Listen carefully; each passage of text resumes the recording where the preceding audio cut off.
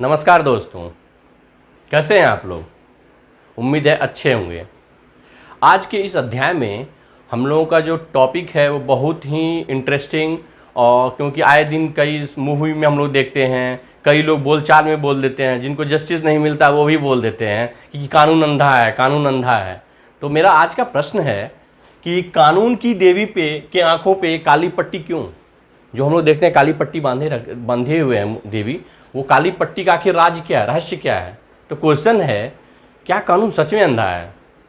तो आज उस रहस्य को हम लोग क्लियर करेंगे और सबों का जो भी मिथ्स है, जो भी कहीं भी मूवी या किसी के थ्रू मिथ्स क्रिएट किया गया, उसको दूर करने की कोशिश की जाएगी। साथ ही साथ हम लोग यह भी जानेंगे कि कानून की देवी के हाथ में हमने देखा होगा तराजू भी है, और साथ में क्या है, तलवार भी है एक हाथ में। आखिर इस तीनों का क्या राज है, काली पट्टी, तराजू और तलवार। इस तीनों को हम लोग आज अच्छे से समझते हैं। चलिए, सबसे पहला चीज, काली पट्टी। कानून की देवी पे आंख पे काली पट्टी का राज क्या है। तो जानिए कि काली की पट्टी ऐसा नहीं, का मतलब ये नहीं है कि वो अंधा है या उसको अंधा रहने का ढोंग करना, ऐसा कुछ नहीं है। वो काली पट्टी बस यह दिखाता है कि वह निष्पक्ष है। जैसे आंख बंद कर लेने के बाद आपको यह नहीं पता चलेगा, आंख के आगे आपकी बेटी है, आपका बेटा है, आपका पिता है, आपका फ्रेंड है या कोई आपका रिलेटिव है। आपको सबकी आवाज़ से आप पहचानते जरूर हैं, लेकिन आपको सब बराबर लगता है। इसका एग्जाम्पल यह है कि यदि देश में कोई कानून को तोड़ा जाता है, यदि वह राष्ट्रपति तोड़े या कोई डाउन ट्रोडन या गरीब आदमी तोड़े, ट्रायल सबका बराबर होगा। सबों के लिए जो भी प्रोसीजर एस्टेब्लिश्ड बाय लॉ है, जो भी ट्रायल होगा कोर्ट में, वह सबके पे बराबर से लागू होगा। ऐसा नहीं है कि राष्ट्रपति हैं तो उनके लिए कोई अलग सब स्पेशल कोई प्रिविलेजेस दिया जाएगा ट्रायल में। नहीं, ट्रायल जो है कोर्ट में जो होता है वो सबके लिए बराबर होगा। ठीक है, वो कहीं ना कहीं क्या मेंटेन करता है, वह न्यूट्रलिटी मेंटेन करता है कि भाई हम न्यूट्रल हैं, हमारे सामने जो है सब बराबर हैं। बस न्यूट्रलिटी को, आखिर तो बात यह आता है कि जजमेंट कैसे होगा। तो जजमेंट के लिए ही उन्होंने तराजू दिया है। तराजू काम क्या करता है, स्केल का काम करता है। इधर भी रहता है और इधर रहता है, बीच में स्केल रहता है। जब तक वो सेंटर पे रहेगा तब तक बराबर है। तो कानून यह देखती है जिसका पलड़ा भारी होगा उसके पक्ष में न्याय होगा। अब बात यह आती है, पलड़ा किसको डिनोट करता है, पक्ष और विपक्ष को। तराजू लेके है वो देवी, उनके तराजू में एक साइड पक्ष है, दूसरे साइड विपक्ष है। पहला कौन देगा, एविडेंस। वो तौलती किसे है, किसे वो स्केल करती है, वो स्केल करती है एविडेंस को, साक्ष्य को। जो भी एविडेंस, कोई भी कॉज ऑफ एक्शन हुआ, कोई भी दुर्घटना हुई, तो उसका एविडेंस क्या है। तो जो केस करने जाते हैं उसके जो डिफेंस लॉयर होते हैं वह अपना पक्ष रखते हैं कि माय लॉर्ड ये सब हुआ, या लॉर्डशिप ये हुआ इस दुर्घटना में, सारा एविडेंस वो रखेंगे। उसके बाद विपक्ष को भी मौका मिलेगा कि भाई आप भी बताइए, आपको क्या लगता है। ऐसा तो नहीं कि उसे फंसाया जा रहा हो, तो उनको भी बोलने का मौका दिया जाएगा और उनको भी एविडेंस प्रोड्यूस करने का मौका देगा। फाइनली देवी का जो तराजू है देखता है किसका पलड़ा भारी है। जिसका पलड़ा भारी होगा न्याय उसके ही तरफ झुकेगा।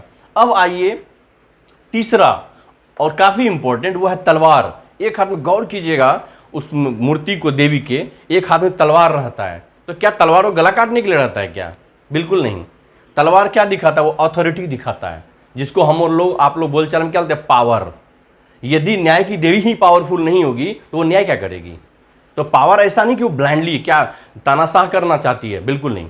पावर क्या दिखाता है, अथॉरिटी। अथॉरिटी के रूप में पावर है। अथॉरिटी जहां होगा वहां अकाउंटेबिलिटी होती है। ठीक है, तो अथॉरिटी क्या है, क्यों दिया गया अथॉरिटी। तो अथॉरिटी का काम क्या है, जस्टिस को प्रिवेल करना, जस्टिस को, न्याय को स्थापित करना। न्याय कैसा होना चाहिए, स्विफ्ट, मतलब तीव्रता से आना चाहिए न्याय। आज दुर्घटना घटी, 200 साल बाद, 500 साल बाद पता चला उसका 2 पीढ़ी निकल गया, तब न्याय आया। दुर्भाग्य यह है कि आज प्रोसीजर जो है वो काफी स्लो है, लेकिन उद्देश्य क्या था देवी के तलवार का, वो था स्विफ्ट, मतलब तीव्रता से, तेजी से न्याय हो। और क्या होना चाहिए, फाइनल हो। न्याय कैसा होगा, फाइनल होगा। अब ये क्वेश्चन आता है कि न्याय फाइनल है तो क्या अपील में क्यों जाते हैं। तो वो सब के सब क्या है, सब के सब न्याय का ही हिस्सा है। फाइनल अथॉरिटी कौन है, सुप्रीम कोर्ट है। जहां पे जजमेंट आएगा तो वो क्या होगा, वो फाइनल होगा। इससे न्याय क्या होगा, फाइनल होगा।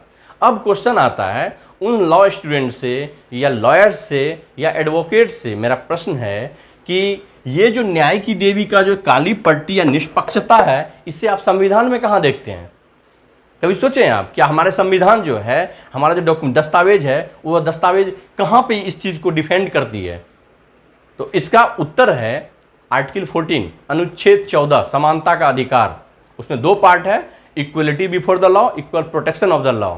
जो पहला हिस्सा है समानता का अधिकार, समानता का अधिकार ही इसको डिफेंड करता है या इसको प्रिवेल करता है कि कानून जो है, कानून की नज़र में सब बराबर होंगे। ठीक है, तो आज हम लोग क्या देखें, कानून की देवी उत्तर क्या मिला, अंधा है नहीं। वह न्यूट्रलिटी मेंटेन करने के लिए पट्टी बांध रखती है। पक्की पट्टी तब तक बांधती है जब तक कि न्याय प्रिवेल नहीं कर जाता है।